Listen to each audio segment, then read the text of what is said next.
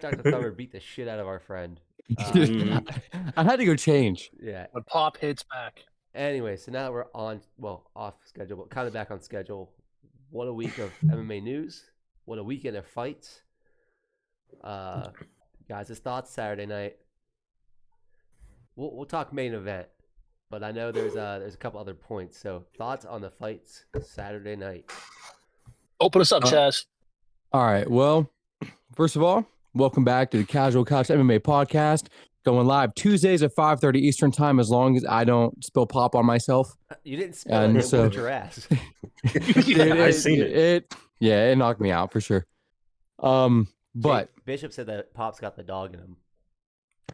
that Dr. Thunder's got that dog in him. But all right, so the main event, Holloway and Allen. I thought it was a good fight. I thought Allen, his biggest problem was that he wasn't throwing a lot of combinations, and I don't think he worked the body as well as he should have.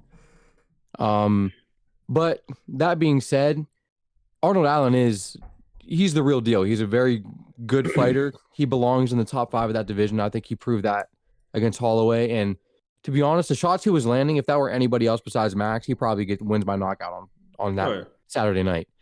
Right. I think that if he threw more combinations and was more aggressive, that the fight could have been different. But to Max's credit, one of the things that makes him so great is he throws 3-4 strikes at a time. He changes levels, like he goes to the body, works the legs. He does everything so well. And it's not just like one punch at a time. That's why he's so hard to counter. So Max, I mean, where do you go from here? Because he's lost to Volk 3 times. I mean, that's the biggest question moving forward. But what do you guys think? I'm gonna add to that, Chase. I think first off, I agree. Arnold Allen is for real. Arnold Allen showed me a lot in that fight. He's not underrated. The only thing I will say about that fight, which I wish had Arnold Allen fought the way he did in the 5th round, the entire fight, we might have a different fight on our hands, a different result. I agree. Kind of like Max Holloway, you can't just decide that you were gonna out technician Max Holloway. Max Holloway is one of the best strikers in the sport. If you go in there and you just say, "Hey, we're just gonna strike for 5 rounds," not too many people on the planet can beat Holloway. Now you have to incorporate your grappling, incorporate wrestling, at least have the threat of the attempt on it. If you can do that with Holloway and also back him up, you can have success. That's how Alexander Volkanovski had success against Holloway. That's even Yair Rodriguez had a lot of success against Max Holloway. Yeah, arguably won that fight. So, that's the only, when I look at that fight with Arnold Allen's side, is I think he could have done more, but make no mistake, he did fight a good fight, landed great shots on Max Holloway, hit some shots like you said. Anybody else in that division, he'd have put out. Yeah. But go to Holloway. That's a great question. What do we do with Max Holloway? He is in the worst position in that weight class. I see he called out the Korean Zombie. Yeah, you can do that fight. Makes a little bit of money. That's a fan fight. It's a fan fight, exactly. Match right, fan fight. But what do you do now with Holloway? And also, I want to throw on Max Holloway looked good too. He's still Max Holloway. He's still the guy. He's still a bad man. His combination still has that chin. I don't know what you do from here. Volkanovski, apparently he's not going anywhere. He's staying at 145, even though he went to 155 once. I personally like to see Max Holloway go up, but we'll see. But all in all, great performance by Max Holloway. Good performance by Arnold Allen. I think he has a lot of room to improve. And looking forward to what happens next. What do you think, Bish? Well, I'm looking at the statistics here since I'm the statistics guy. You're the statistician. Max Holloway was extremely busy in that fight, as he always is. Yeah. I mean, if you look at the Calvin Kattar fight, he had like 200 some punches thrown. That was wild. Yeah. He's got 149 at 264 total strikes, 147 for 262 significant, compared to Arnold Allen with 80 and 76. I feel the biggest thing, like if you go into a fight with Max Holloway, and kind of like Pat said, you can't just technician, the guy. You have to stay on pace with him. I mean, you can't really wear him out, but you gotta keep up the pace with the guy. You can't try and go in there and knock him out because the guy's got a granite chin. I mean, Max Holloway like you said, he's still Max Holloway. He's a legend of the sport already. There's no doubt about that. Absolutely. He's going to go down as one of the greatest ever. He's only 31. Mm-hmm. Yeah, he's been in a lot of wars. He's going to go down as one of the greatest fighters, regardless of weight class, no matter what. Yeah. And Arnold Allen, this fight just showed you Arnold Allen is for real. So if anybody was doubting him, saying he's not for real, he's that guy. And he's only going to get better. Yeah, he's only going to get better. Just moving forward, he's just going to continue to work on his game and get better. Yeah. And I'm sure this was a big learning experience. Yeah, it was a huge learning experience for him in this fight. But Max Holloway, he is in a weird spot right now, like you said. In the Korean Zombie fight, that's more of a fight for the fans. But also, he just kind of said he wanted to fight Korean Zombie because he was one of the guys who never got to fight when he was younger, coming up and all that. But he is in a weird spot because he is somewhat of a gatekeeper in this division. I mean, you got to get past Max Holloway to get to Volkanovski. Absolutely. And getting a Volkanovski is not an easy thing to do. No. And just taking Volkanovski out is not an easy thing to do. Because, I mean, if you look at all of Volkanovski's fight, that dude's, fresh at the end of his fights. Even against T-City, he was still fresh. Yeah, and you saw that live. And then after he fought, what's his name? I can't think of his name. Lightweight champion. Islam. Which hang on. I wanted to say Khabib for a second, but go ahead. Volk won that fight. That's all I'm saying. Volk won that fight. Go ahead, Brian. You could have said Khabib, and we all would have known what you're talking about because they're the same person. Yeah, I wanted to say Khabib, but it's basically the same guy.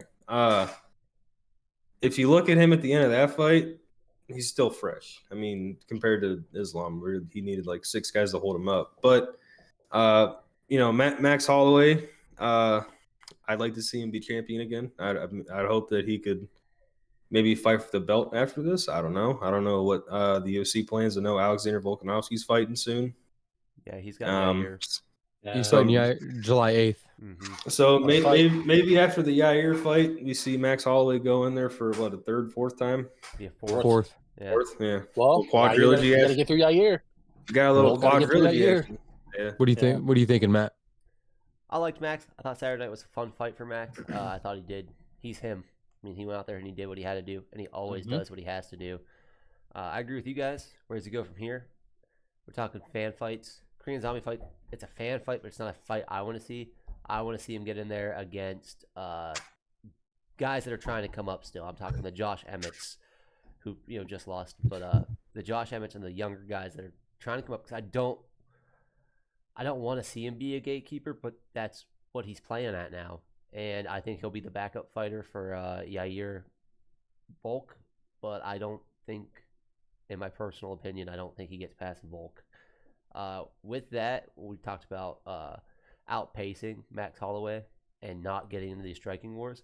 How much of not sparring does that play into Max Holloway's favor? Because he doesn't spar. He doesn't hard spar, sorry. Well, he's as fresh as you could possibly be. And that's another, I mean, he said, excuse me, he's like, I know how to fight because I've been doing it. So why go and beat my body up leading up to a fight? He trains. He doesn't go hard, do hard sparring, and he goes in, no injuries. I mean, he goes in as fresh as possible. I think that's one of the reasons why maybe his cardio is so good and his chin's not worn down. So I mean, for some people, I mean, outside of Max, I can't think of anyone else who actually does that, at least off the top of my head. But I mean, it's working for him. I mean, he looks good. He always keeps the pace. He throws crisp combinations. It doesn't seem like the sparring has any negative effects on his performances in the octagon. Yeah.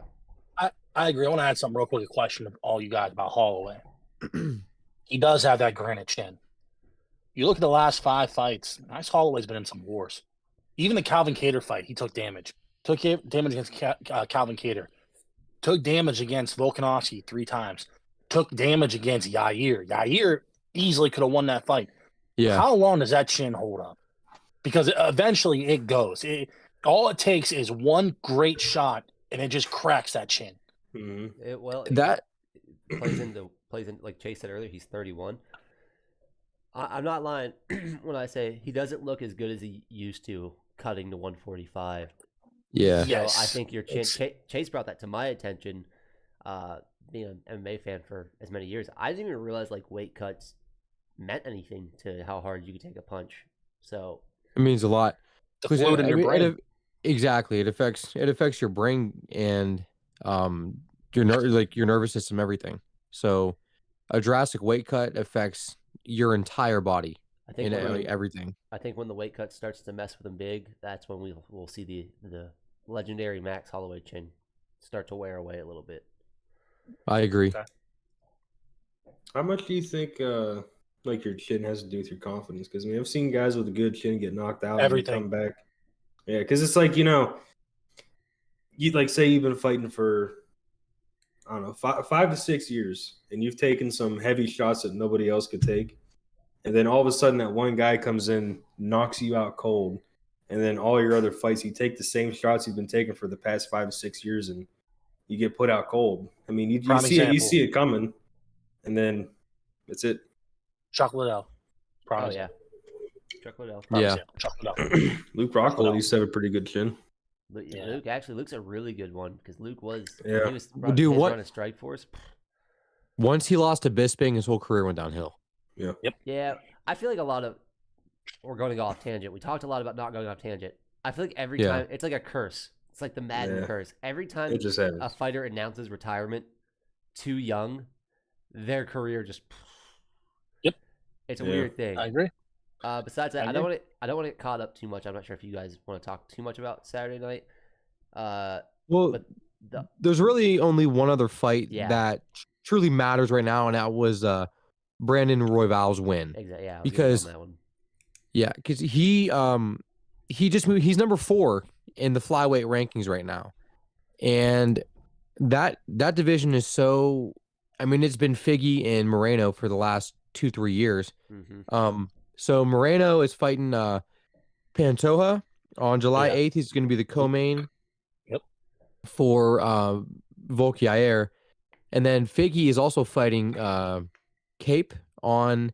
I think that's how Cape. I think that's how you pronounce it. He's fighting him on that July 8th card as well. So at 125, which is a big deal. Right at 125, and looking at the rankings, Kai Kara-France, he has a fight coming up. I think he fights June 3rd, and there was one more, but I mean, there's the flyweight. The top 5 flyweights all have fights booked, and now, it's the top 5. It's so close, and I'm not really sure, but Royval's stock went up, and he's 1 win away from title shot. Yeah, I think he potentially gets the winner. You could honestly make the case that he gets the winner of the Moreno fight. You know, unless it's a war, which like pretty much very well. How do you pronounce his last name again, Chase? I'm sorry. For the guy, Royval? No, the guy Brandon Moreno's fighting. Penteo. Oh, Penteo. I didn't know he beat Moreno twice. Mm-hmm.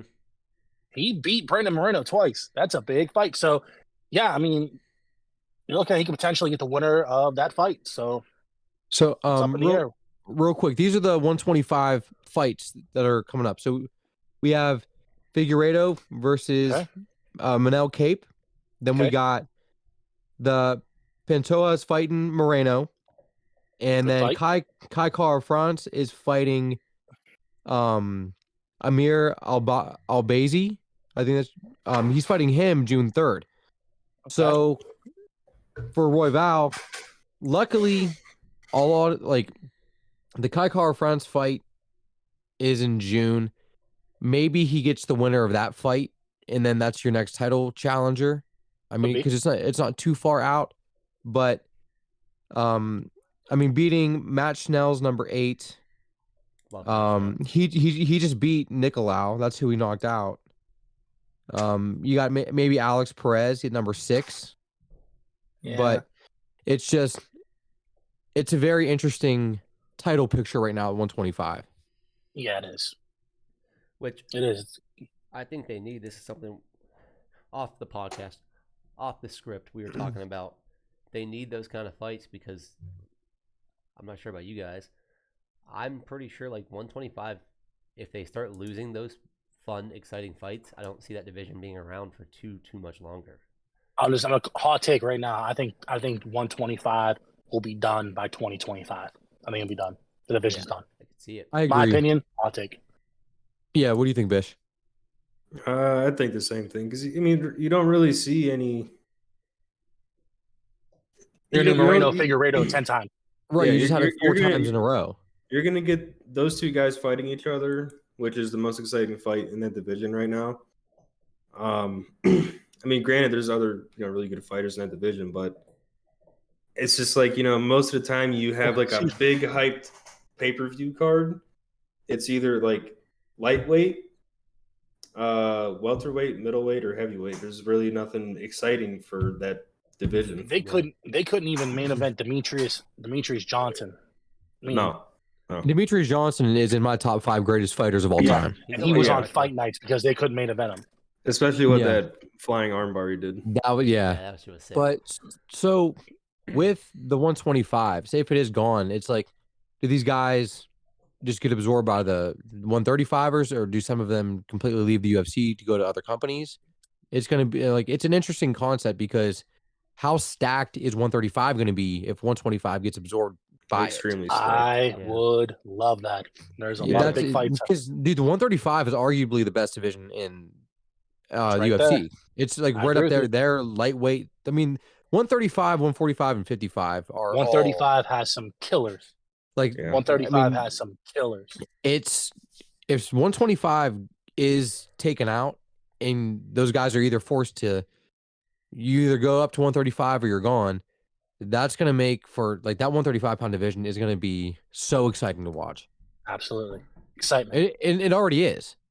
It's a fun one, and they have 135's got a huge fight coming up. With 135. May Sterling 6th. Yeah. Yep. I mean, it's huge for that division. And if we're talking 125ers going up, I mean, Figgy was already talking about it. I think he had made a comment. I didn't read the article, but he had made a comment about why he didn't go up. I mean, a lot of these guys, their power will carry over. I mean, I think personally, Kai Kara France could knock out 135ers. But I agree. With the 125 I agree with you.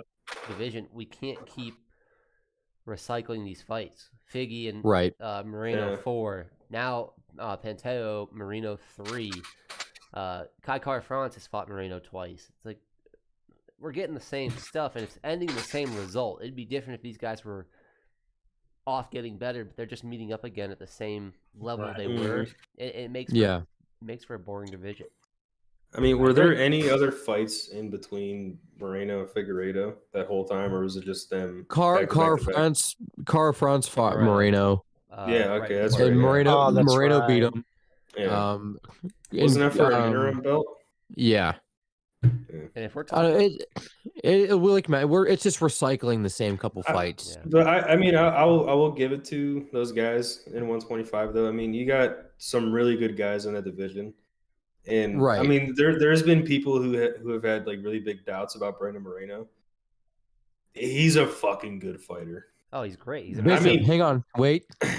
Dog or no dog? He's got that dog in him. He's got that dog. 100%. Well, like he looks like such a nice guy, and like he built Lego. I forget what fight it was after he fought Figueiredo, but there was a picture of him at the Lego store. He looked like a little kid getting all those fucking Legos. I mean, he looks like a really nice guy. And I'm not saying he's not a nice guy. He's a nice guy. But he just doesn't look like the type of dude that will go into a fucking cage fight and beat the shit out of someone. Yeah. One thing I learned, it's kind of odd. I just feel like the heavier guys are bigger and stronger and less skilled, and the lighter guys have always been far more skilled than the heavier guys. Look at 125 to 170. Those guys are almost, or even I'll go 125 to 185. You guys are usually always more skilled. I mean, the lower you go, the more Dude. skilled they are. It's just I don't know why. It's always been that way. It's even in boxing, it's the same thing. Right. You've got everything's better. You got less to work with. I mean, you're not that big guy. You imagine if Brandon Moreno had the power of Deontay Wilder? Yeah. That kid'd be nuts. But we are back on the 135. A fight I saw rumored on Twitter right before we went live. Actually, I wrote it down. I was so excited about this fight. Peter Yan and Rob Font. Yeah, I did see something. We called it. We called that. Did you? That's a fun fight. Dude, that's a fun fight. Yeah, it is. When is that? When are they talking? I didn't read the whole thing because I was waiting. As I was reading it, is when Chase's pop decided to whoop his ass. So I got off. I thought we were gonna go live. But yeah, there's a actually super fun fight, and Peter Yan needs a W, and I don't think he gets a W. Rob Font, I'd be rooting for Rob Font big time on that fight. Yeah. Because we switched up on the last time Rob Font fought. I switched up. This time I will not do it. But so with that being said, the next fight night, it's another crazy title picture for the heavyweight division. Absolutely. But before we move on, I just want to give the props. Edson Barbosa with the big time knee for like one of the best knockouts, and still relevant. Munoz is still keeping himself relevant too with a big win over an upcoming contender, and Iwan Cutelaba just saved himself from getting cut with that win. He was on the verge of that. But this Saturday was April, what would be the 21st, We also had a double retirement on the preliminary card. Oh yeah, we did. What was it? Zach Cummings and Ed Herman. And then my man Clay Guida faked it. He pissed Dana White off of that. But Zach Cummings, actually, big round of applause to him because he went out with a knockout win in front of his home crowd. So to retire on that note, hats off to him for that. That's really nice. So Pavlovich Blades this Saturday, the 21st of April. That is a huge fight. So Pavlovich is 3, Blades is 4. And so it's rumored that Stipe and Jones is going to happen at Madison Square Garden in November. That's the new rumor. But honestly, until I see those guys in the octagon, I'm not going to believe it because I still don't think this fight's going to happen. And I've said that to you guys. I don't think it's going to happen. Pat made up a good point. You said it. You think Dana's trying to push Stipe out because we all know that Dana White does not like Stipe Miocic. Nope. There's got to be some sort of reasoning behind that, though, right? Well, Pat, you talked about it with Fedor. I want you to share this because I thought it was a pretty interesting take. What do you mean about Fedor? As in, so I have a lot of takes on Fedor. So, well, hang on. It was back when Verdum beat Fedor, came to the UFC, right? And Fedor and Verdum was the champ, and you thought so. Stipe knocked out Verdum in the first round to win the belt, and that kind of foiled Dana's plan of wanting to keep Verdum the champion to pull Fedor into the UFC.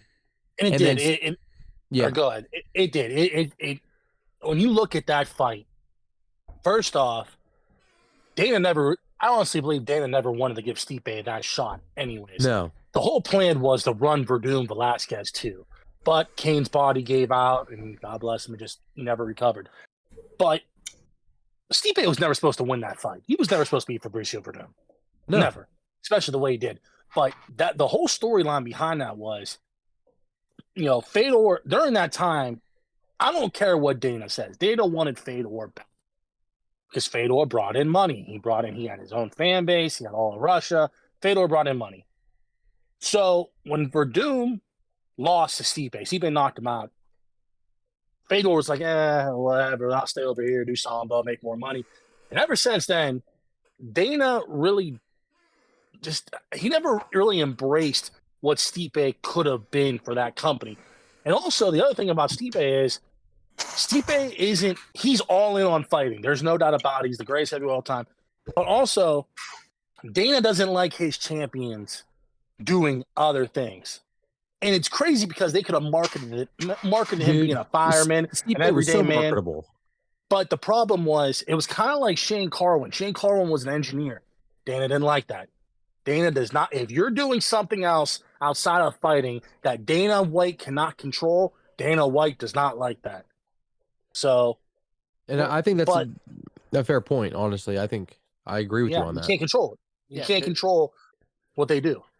It makes it hard too when you have that second job or that second income. You can't just do commercials. You can't push Nike ads. You can't push Modelo because you're at work. Like, I'm sure I'm sure Stipe being the champ of the world, there's probably some leeway. Like, but he knows he's a down to earth blue collar guy. He knows I'm at the station tonight. I can't be making Budweiser ads or Modelo ads. I can't remember which. It's Modelo ads. Yeah, I can't be doing that. So it really does mess with the UFC's pocket a little bit. But you have other champs, more marketable champs. Like, you don't see Izzy getting treated like that. Like, Izzy was just. Well, it also don't help that, like I said, we could have a whole separate podcast on the whole Stipe Miocic situation, but that is what that is. But going back to the Pavlovich Blades. Pavlovich Blades, man, I tell you what, Sergey Pavlovich, man, this dude. 4 years ago, I said Curtis Blades was going to be the heavyweight champ. I said because I thought Curtis Blades, his wrestling, naturally he isn't. My new Pavlovich is going to be champ one day. It's going to be soon. That dude, he's big. He hits hard. He walks people down. I think his wrestling's good. I think his wrestling's good enough to block the takedown. He's a problem, man. He is a problem. Bishop Sergey Pavlovich. Does he have? He got that Russian, that crazy ass Russian cold blood in him. Yeah, he just fucking runs through people, and it's insane to watch. Bishop's catchphrase that is going on our merch when we release that. Just a heads up. Yeah, that is going to be our. That's our everywhere. That's our slogan. He's got that dog in him. Yeah. I mean, Pavlovich is just.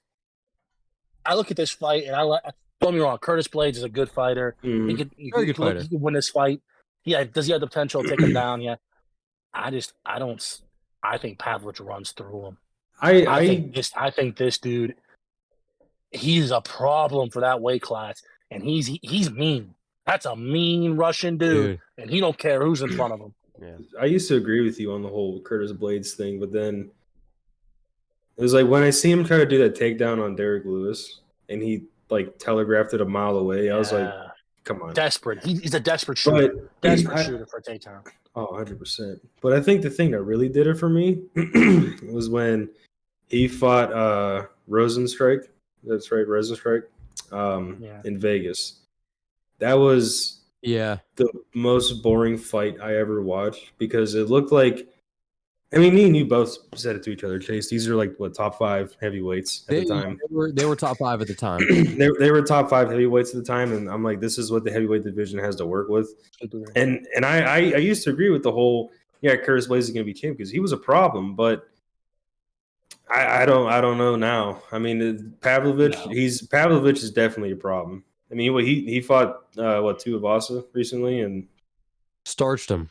Yeah, starched him. Who the hell starts as high to Tuivasa? Yeah, and that's the thing I didn't think I would ever see happen because he went in there against Greg Hardy and starched him, and then he's just been running through people coming out to the fancy songs and doing shoeies and shit. Yeah, I mean the guy's a riot to watch, but I just couldn't see anybody starching him like that. I mean that was crazy. Yeah. But he comes in, he rushes, he puts pressure on people, then he knocks them out. And this is what he does. He stood toe to toe for a couple rounds with Cyril Gane. Yeah, and he did. He hurt Cyril Gane. Yeah, that's a. I was about to say for what it's worth. I mean, yeah, I know Tuivasa got finished, but he had gone seriously hurt in that fight. Yeah, yes, he did. So it's not like. Go ahead. Cause I agree with all you guys. And this morning we were talking about it a little bit. But since then I've sat down. We told each other when we left work, get our notes together. So I did rewatch some old fights. Curtis Blades is good. Yes. When it's his night. And I think Saturday night will be his night. I think because he made a comment about the John Jones fight. He wants the John Jones fight. I think that's going to bring some motivation with him. I can't give a prediction on how he'll win, but I just feel like he's got this chip on his shoulder, this extra oomph about him.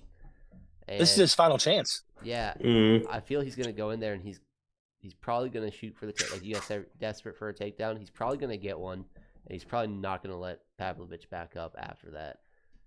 So he's good.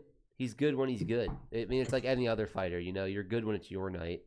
But Right. When he has his confidence, he's really dangerous. yeah, and I think he'll have that because you don't talk about John Jones walked into your division after taking a year and a half off and took this guy, this thing. 3 years off.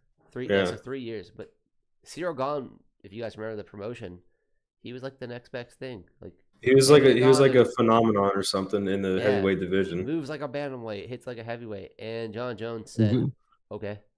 Yeah. So if you're Curtis Blades and you see that and you're like his right, like motherfucker, like I gotta get my shit back on because. Well, that's not to take away from your point, but John Jones has done that with every single fight in his career too, which it's like it's an amazing thing to me that he's just done that with every fight. I mean, he walks in on a guy who's like the top dude in the heavyweight division all of a sudden, and he's like, all right, whatever. I'm gonna show you what I can do. And he did. Yeah, I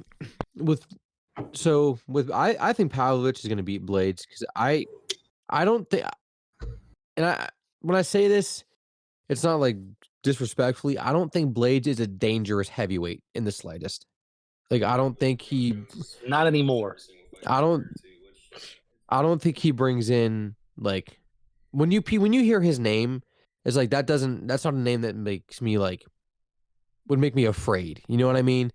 He doesn't have like a crazy knockout power. He wrestles you and he hugs you for 3 rounds or 5 rounds, whatever it is. He's not a very good striker. I mean, he has some TKO finishes, but it all starts on the ground with him. And with that being said, with John Jones with his wrestling, I mean, him and Blades is an interesting matchup just because of the wrestling side of things.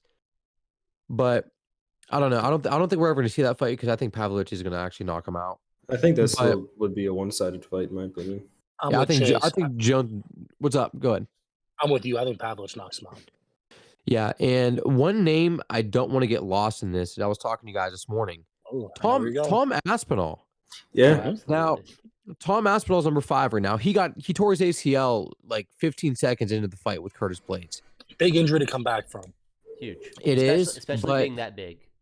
I think Tom Aspinall, you talk about movement with Cyril Gahn. Tom Aspinall is a damn good heavyweight. He moves really well. He's got great ground game and wrestling, jiu-jitsu. He's a better striker than Blades, in my opinion. He's super limber. I think Tom Aspinall, honestly, I think if that fight would have played out, I think he beats Blades. I think he has a better chance of beating Pavlovich than Blades does. I think he beats Cyril Gahn because he'll take Cyril Gahn right to the ground. Mm-hmm.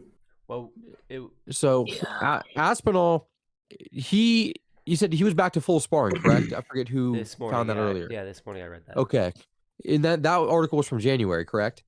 Yes. Okay, yes. So if he's full sparring as of January, my man could be making a comeback this summer, early fall, and you can run that fight with Blades back and say, honestly, you can give him the loser of Blades and Pavlovich if you wanted to. Give him the winner. Yeah. Well, you can give him the winner of that fight. He lost the Blades, so it makes it tough to play. Well, it wasn't a loss; it was a medical. It technically goes down as a loss, but he didn't lose the Blades. He had a freak injury, so it's like which really sucks because Tom Aspinall, he's got that dog in him. I think he does, man. He does. 100%.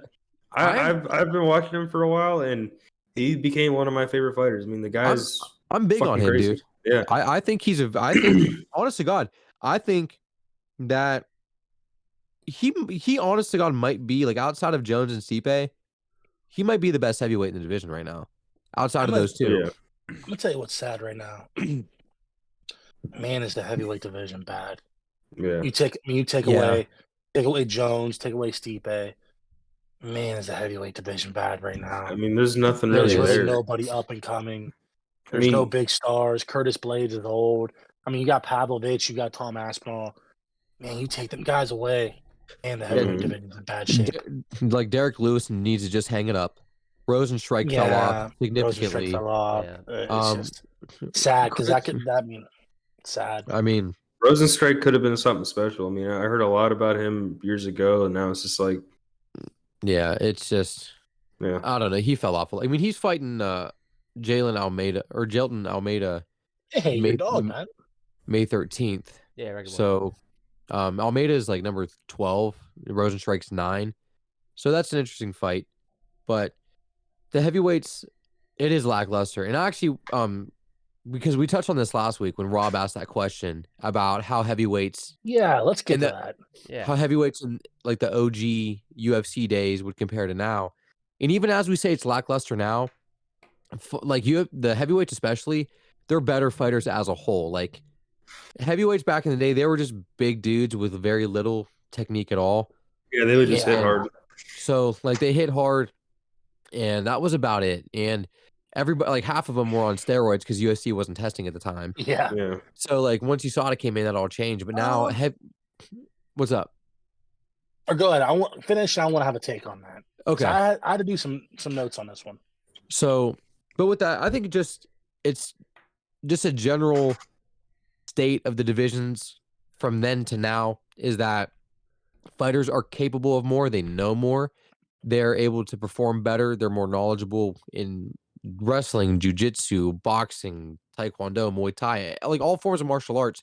They're just a more well-rounded fighter than it was 20 years ago. And that's not even to bash the heavyweights No. back then. It's just the sport was so new and Mhm. it evolves over time. It's constantly getting better. Like even how we saw leg kicks start and that changed the whole game. Oh, It's like absolutely. different things like that. It's just fighters now have a better skill set in more areas of mixed martial arts than they did before. And that's just, just the evolution of how things have gone. Yeah, I'm going to add some of this. And our friend Rob asked this question about from like the Dan Severn days and Hoist Gracie, and you're looking at Tank Abbott.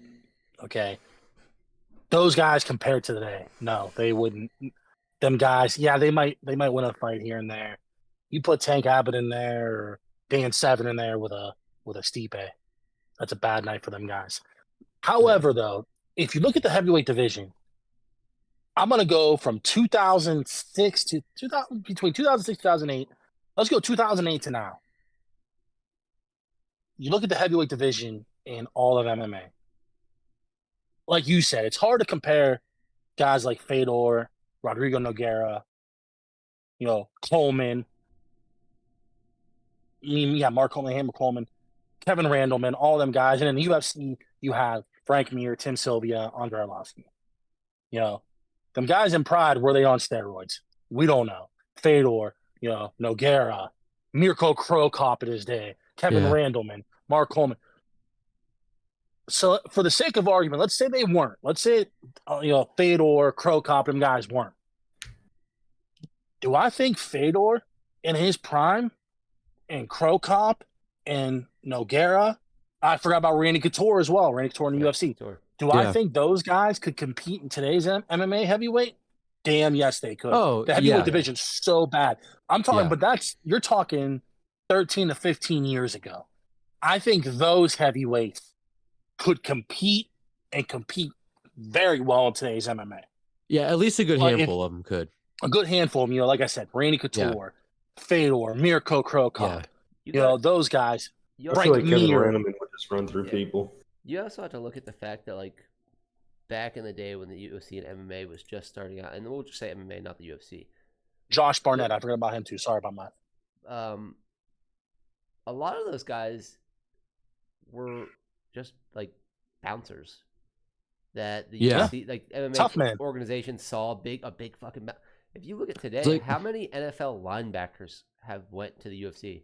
Matt Mitrione, Greg Hardy, Brock Lesnar, and don't have to be linebackers, but just NFL people. Yeah, I know what you mean. Bob Lashley, who's in the WWE, but he played football. Now he tried Yeah. MMA. But like back in the day, I own an MMA organization. Me and my buddy Chase, we own Knockout MMA, and we go to the bar and there's this big bouncer. Like, hey man, you gonna make $500 Saturday night? Here you go. You're not The tough man competitions. Remember It was those? like Yeah, it was like Rough and Rowdy. It was like Rough and Rowdy. because you're not an athlete. You're just a big dude. So like, Right. now you've got kids younger than us that are making 4th, 5th UFC appearance. It's like that's just the like Chase said, evolution of the sport. And it only helps that MMA has gotten so popular. Right. Well, I want to add also to real quick to the heavyweight divisions. I feel like the heavyweight division had like eras.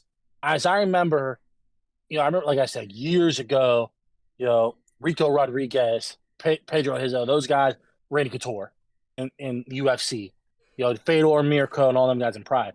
And then I remember when Brock Lesnar jumped onto the scene, or Randy Couture came back, beats himself. But Brock Lesnar came on the scene, beat an old Randy Couture. And it was like the mass monsters came in. You got Brock Lesnar, you got Shane Carwin, who was just a monster of a man. Frank Mir gained weight. Yeah. And then all of a sudden, Uberim come in. And all of a sudden, Cain Velasquez showed up. And Junior Dos Santos, Fabricio Verdum, Stipe Miocic. If you look at the heavyweight division, in my opinion, the best fighters in that division of all time weighed anywhere from about 235 to 245. That it was like the perfect weight for a heavyweight.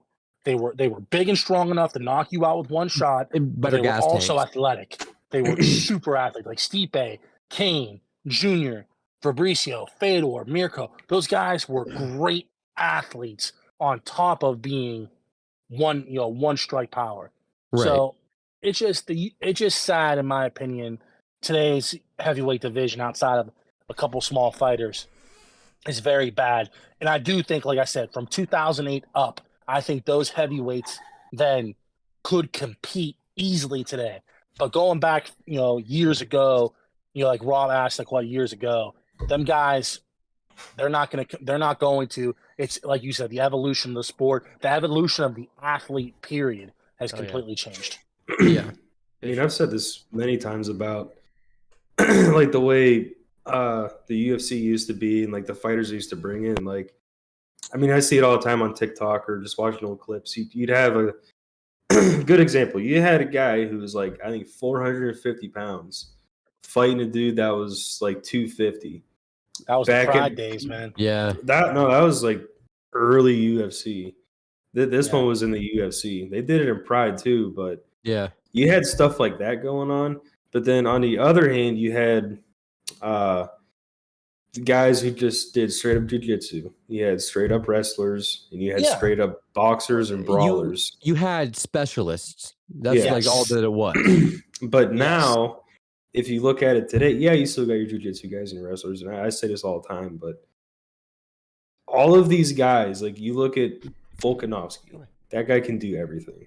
You take guys like that, and just the way the whole sport has just changed to like what it is today. Every single person that's on that roster, I'm not saying they can do everything, but they have a general idea of how to do everything. Yes, they're going to get better and all this yada yada yada, but you don't have guys that are just going to go in there that are straight up wrestlers, straight up jiu-jitsu artists, and straight up strikers. You do these guys, they have way more things in their playbook to use. Tell that to Rosas. That's actually a really tell that to him. Yeah, that's actually a really good point, Bishop. And we'll use Derek Lewis as an example. Can my man wrestle? Meh. Can he do jiu-jitsu? Meh. Can that man stand back up after you climb on him? Yeah. Yeah, he can just stand Lewis up. Can get off his back like that. But I bet you, and I would say this as like egotistical, I bet you my jiu-jitsu coach could probably choke out Derek Lewis. But that man, if you wrestle him, he's getting back up. Like, it's just crazy to me that happens. Prime example of that. I'm going to give you two specialists. It's funny they fought each other. But if you look at them, and they had success. They had a lot of success. Even a couple years ago, it's Damian Maia. Name me 10 better jiu-jitsu guys in the world than Damian Maia. Me. He was a specialist. Me. He had terrible, had no stand-up game, no nothing. But he was a specialist. Another one, Ben Askren. Ben Askren he was a wrestling grappler, had 0 striking, and a little success. That spinning back fist was pretty nasty that he threw. I don't know. Yeah, that I was don't know. sweet. That was pretty dope. Dude, like Bishop did say, no. Like Bishop said, you have to mix it up. It's MMA. It's 2023. Yeah. You have to have a little bit of everything. If you're I just think the thing back then was it was like everyone's seen Ultimate Fighting Championship, so they were like, all right, I just got to go in there and fight. But then they started seeing more people that were doing jiu-jitsu and wrestling and this and that. So then people started incorporating that into their striking or whatever else they were doing. Yeah, but that goes into the mixed part, the mixed martial arts. Because even Damian Maia, if we're talking mixed martial arts, I can't name you 10 better jiu-jitsu players. If we're talking jiu-jitsu, I can name you 30. Like, he's not the best jiu-jitsu player anymore, but he was probably the best MMA jiu-jitsu player. Because if you want to go GOAT list, and you guys don't watch jiu-jitsu like I follow jiu-jitsu, Gordon Ryan's the GOAT, but I think Gordon Ryan probably get knocked out in MMA. But so it's the specialist part or not the specialist part, but like the mixed part that you really have to have. Right. And especially in today's MMA, you have to have it all. Because you don't know what this other guy you're going up against has. You just don't know. Yeah, absolutely. You can watch all of his fights, but if I'm signing on to fight Bishop and for 6 months I do jiu-jitsu, he doesn't know that. Yeah. He watched all my other knockouts and he's like, oh, he's a boxer. Well, here I'm taking you down. Next thing I know, I throw a jab and then a right hook, and then I'm fucking twisted into a pretzel. I'm sitting there, what the fuck happened? This guy's supposed to be a striker. Why did he just wrap me up like this? Yeah. So final remarks. If we're gonna go based on that, I don't think the legends of old could keep up with the legends in the making of today. I agree. Yeah, especially I said. Go ahead, Chase. No, so go ahead and finish up because I want to move on to the next thing. I was gonna say, especially in the heavyweight division, or especially I take that back. Probably, especially in the lighter divisions. The heavyweight division, maybe still more, but in the lighter divisions, especially now, them older guys in the lighter divisions compared to the guys today, no, the evolution is completely. It's constantly evolving. There's new techniques done, and it's just there's always. Like I said, the next thing's always happening, and it happens quick. Yeah. So now for our buddy Rob. Here we go, Rob. But so we talked about Arnold Allen and Holloway. We got the flyweight title picture kind of lined up. Talking about the heavyweight division, and it's pretty much you got Pavlovich Blades, and actually real quick for that fight, official predictions. I'm rolling Pavlovich. I think Pavlovich knocks him out. I'm with Chase. I think Pavlovich knocks him out. I'm the same. I'll be the odd one out. I'm going to take Curtis Okay. Blades. Okay. So now with that being said, we have the 130, so we talked about the 125ers possibly, if that division goes away, moving up to 135. But we have a big 135-pound fight. It was supposed to be this weekend, but it got moved to the main event for fight night of April 29th. And that is Yadong versus Ricky Simon. Yadong is 8, Simon's 10. Now, that fight, we have the bantamweight title going May 6th with Cejudo and Sterling. And now, this fight, that's going to be next weekend, the 29th. Now, watching Sandhagen versus Yadong, dude, if it weren't for that doctor stoppage, Song was giving him all he could handle. That guy, he hits hard. He's got a good chin. He's got a good gas tank.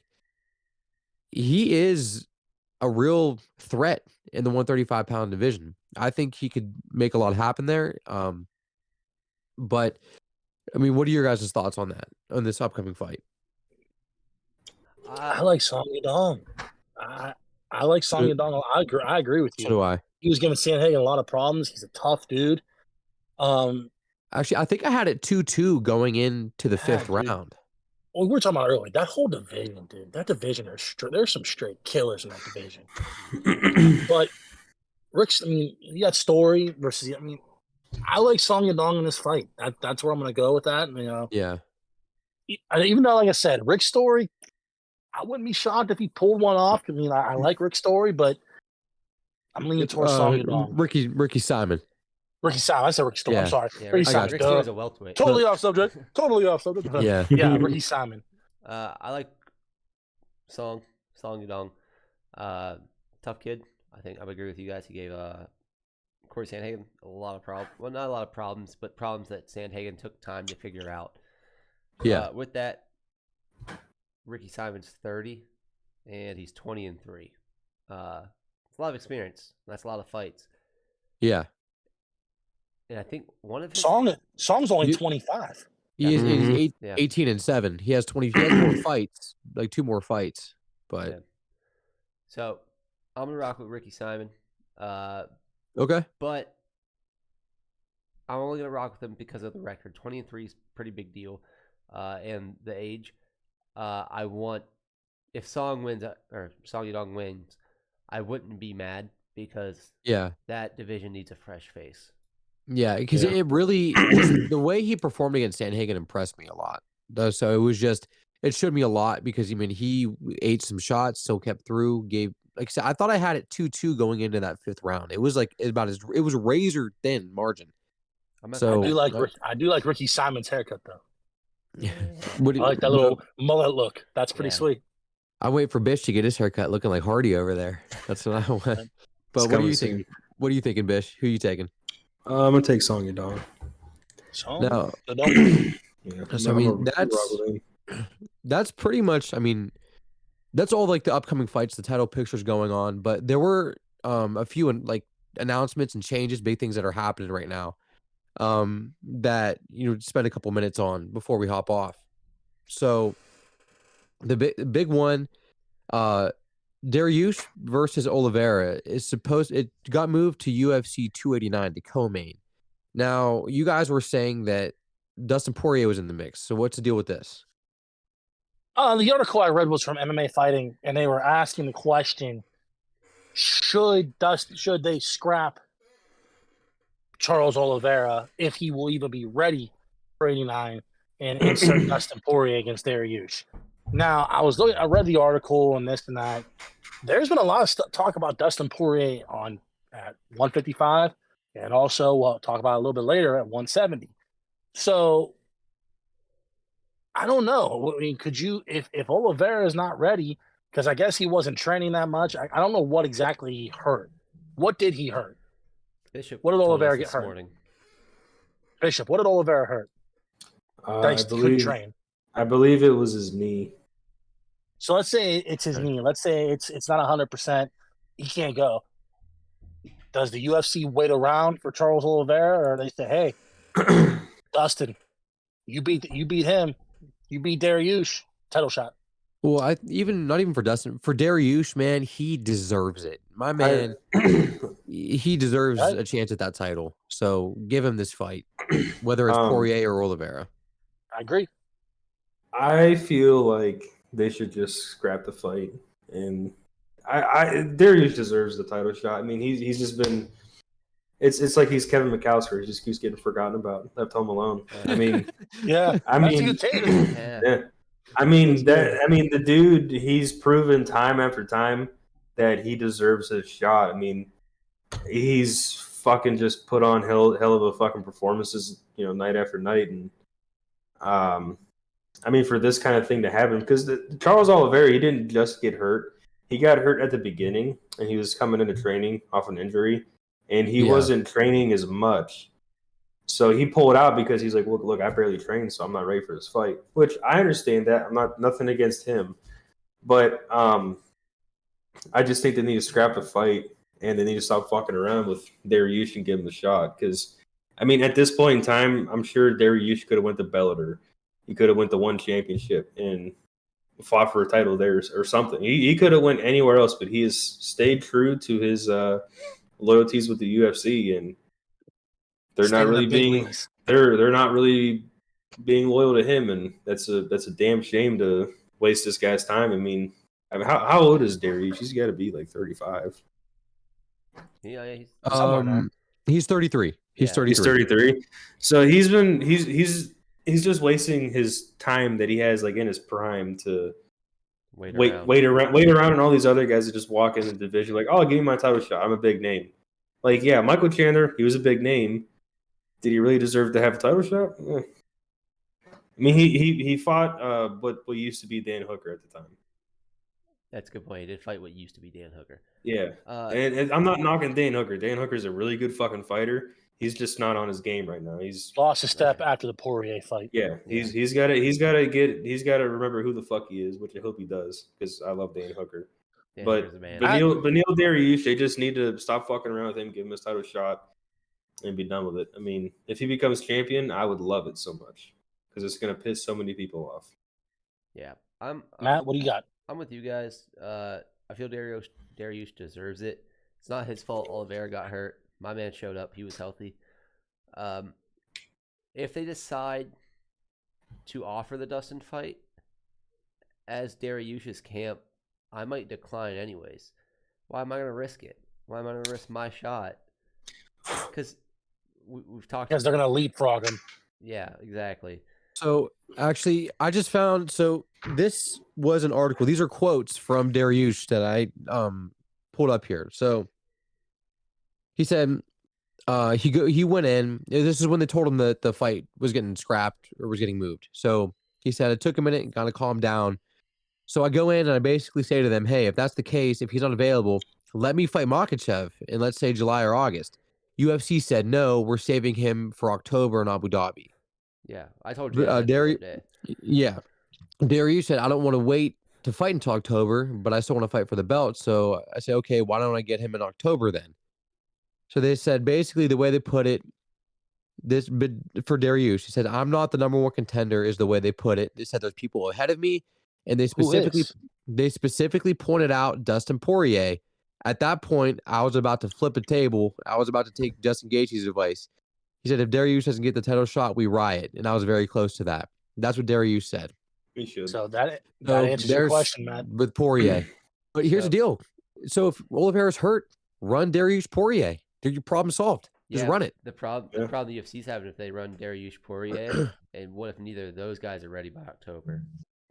What if Poirier don't want the fight because he's being told, hey, October, you're getting a shot. So if you're Dustin Poirier, you're going, nah, I'm getting forget Dariush. I'm fighting for the belt in October. And with Oliveira, once he got hurt, he should have done this months ago when he first got hurt. Oliveira screwed Dariush in this.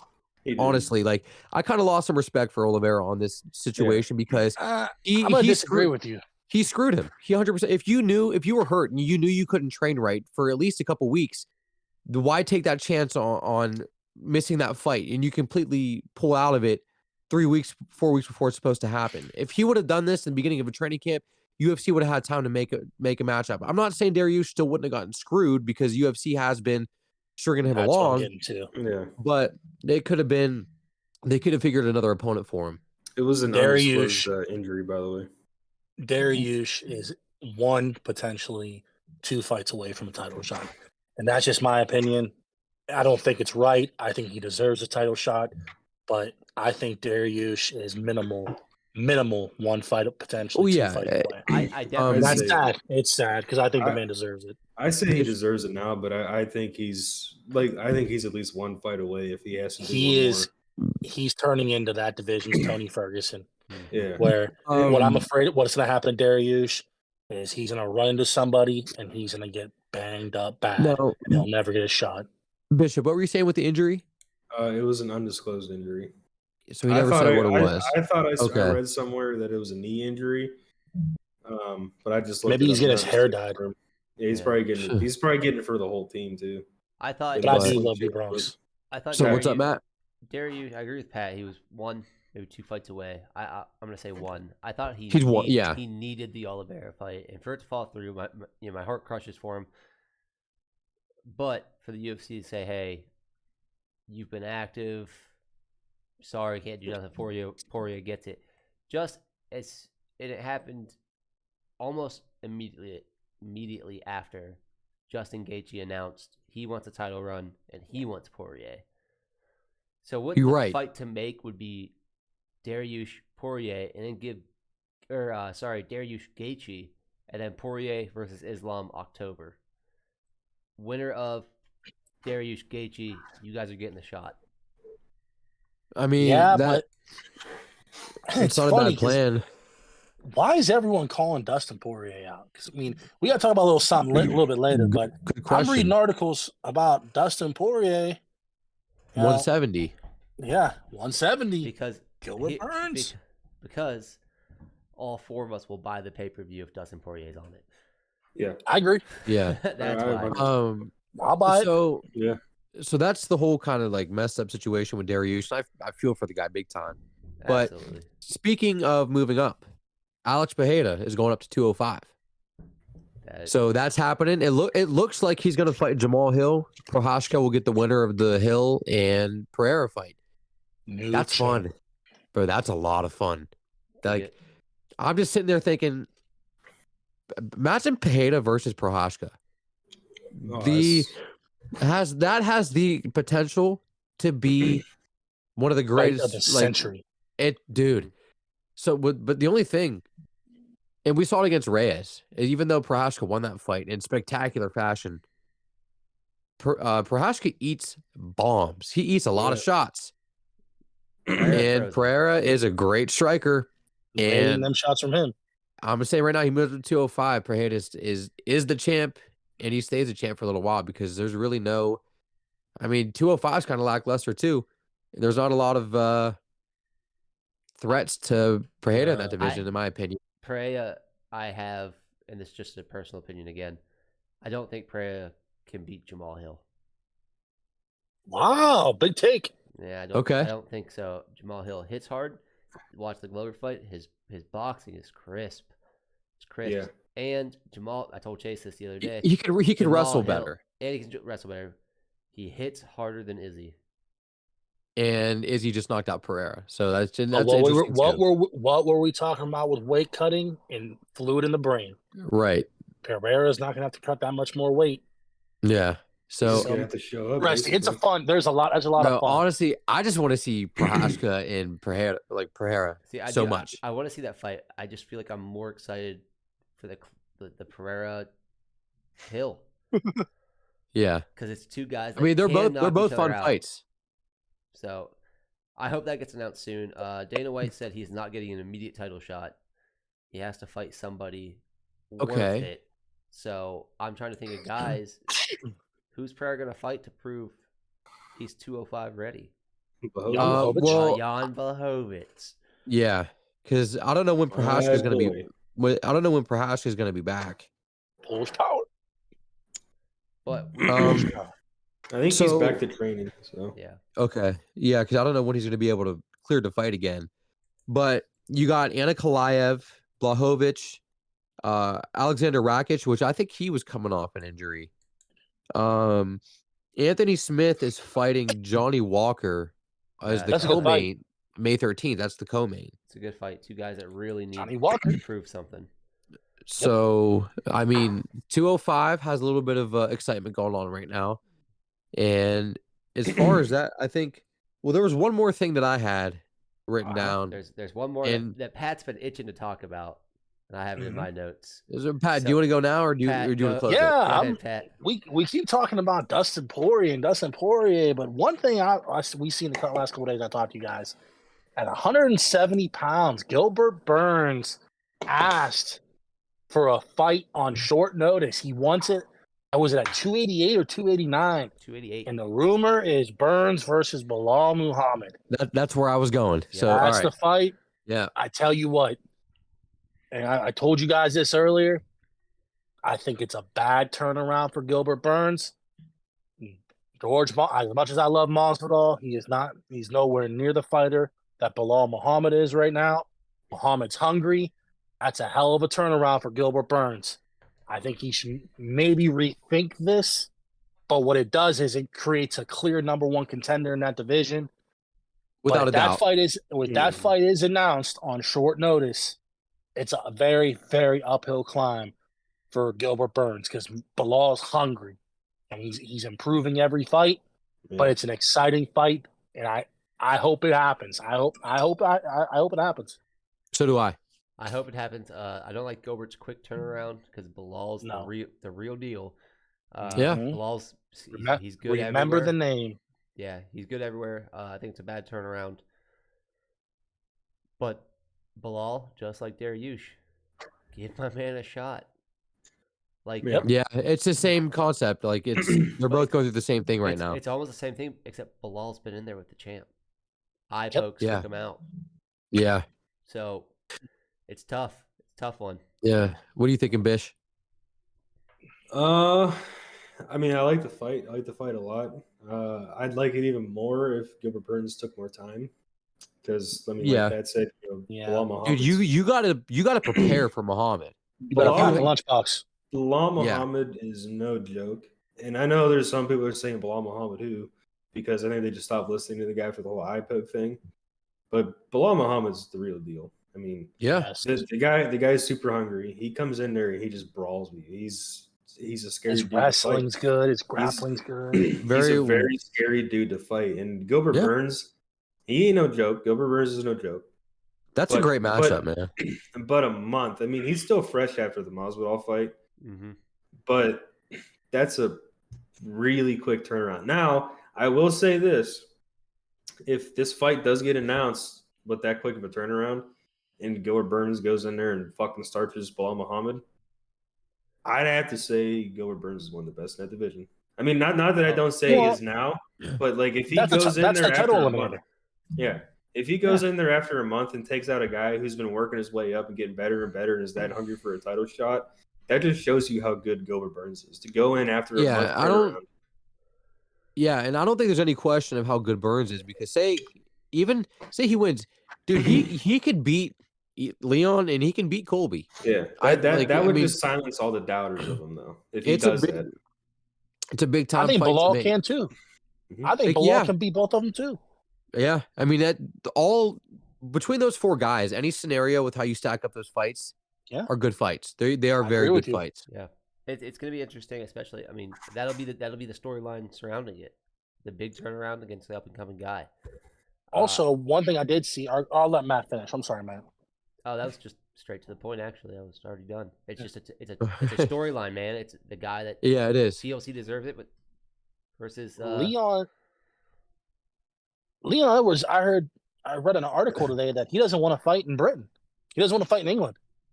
So I don't think Leon Edwards wants to fight Colby. He does not want the Covington fight. He said it. He's very outspoken about it. He doesn't want to fight him. He doesn't want to fight Colby. So could this be the fight? Could this be Dana White in the works in the background going, hey, Burns, Muhammad, you guys fight this out. The winner of this fight does get Leon Edwards.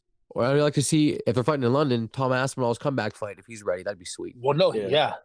So Edwards is saying he ain't fighting in London. He wants a little bit of time off.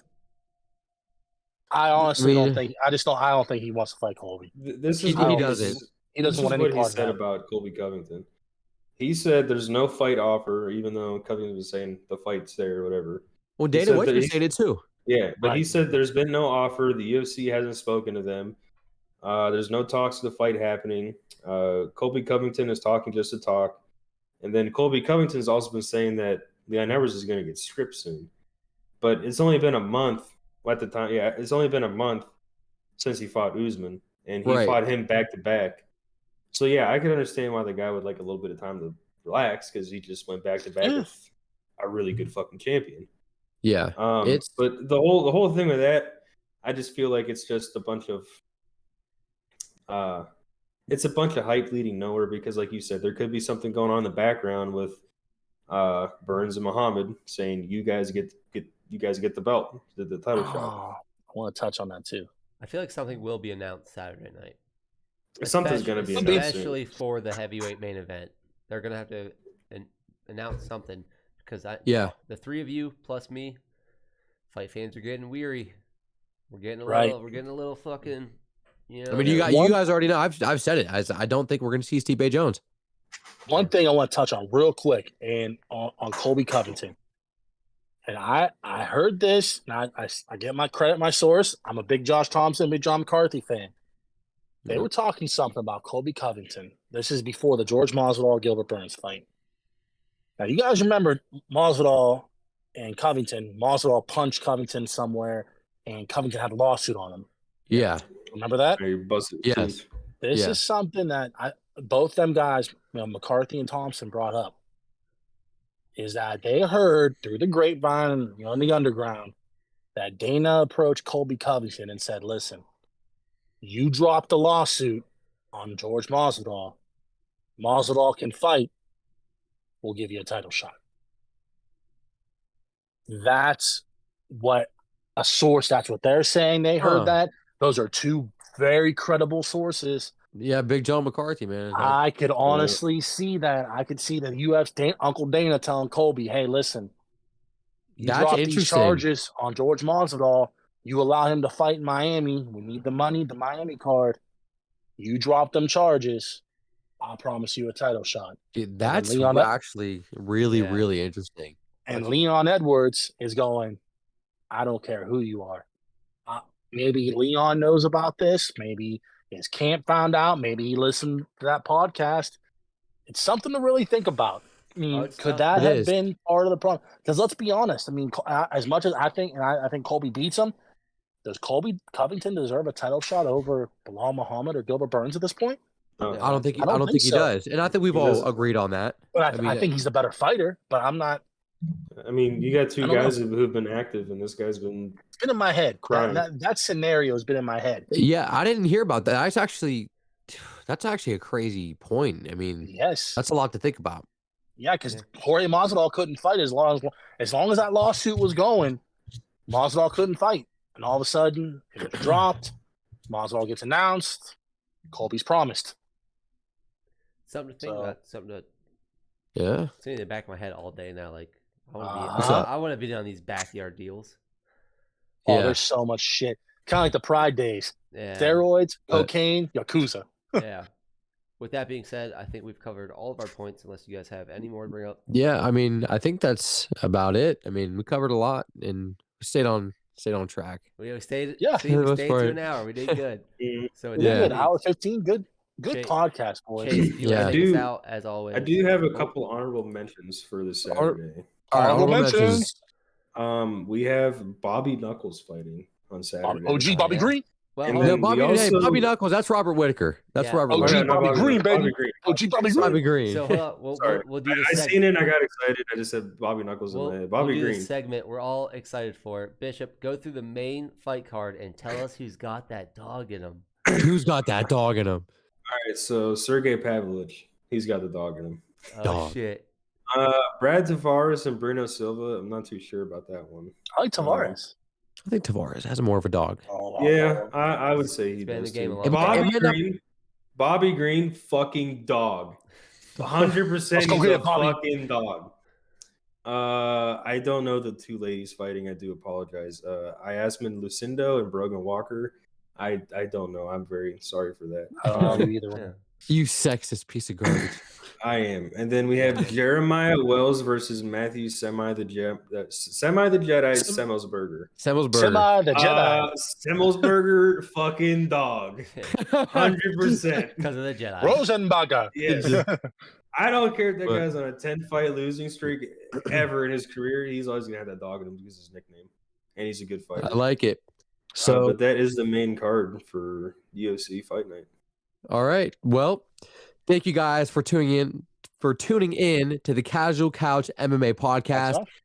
So we thank you every Tuesdays, 5:30 p.m. Eastern time. We're going live. If you can't make it live, don't worry. It's going to be on our YouTube channel, Casual Couch MMA. Stop in and watch it. Thanks for stopping by, and we'll see you next time.